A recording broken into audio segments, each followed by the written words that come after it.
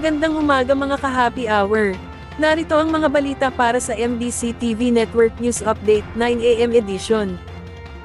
Progreso sa mga ginagawa ng administrasyon, mga hakbang sa ekonomiya, kontra kriminalidad ang nilalaman ng SONA.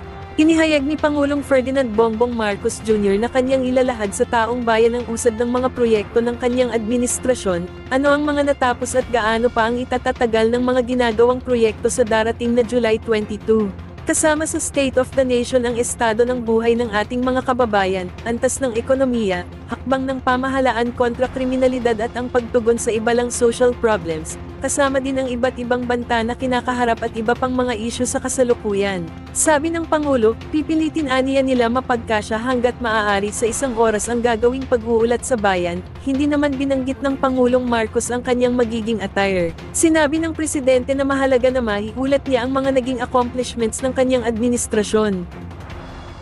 Samantala, 20 pulis sa Davao, sinibak dahil sa mga insidente sa rape, pagpatay sa lungsod.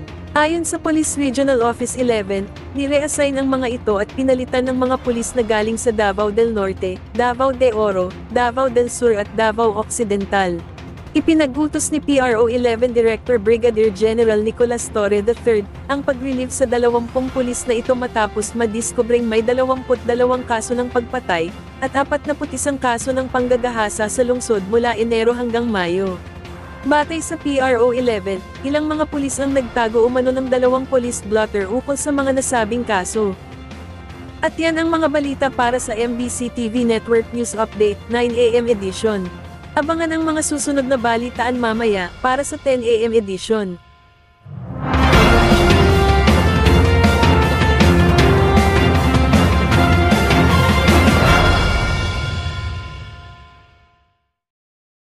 Mga ka-happy hour, kung gusto mong manood ang mga balita sa MBC TV Network News Update, mag-subscribe sa aming YouTube channel, i-like ang aming Facebook page, at i-follow sa aming TikTok account.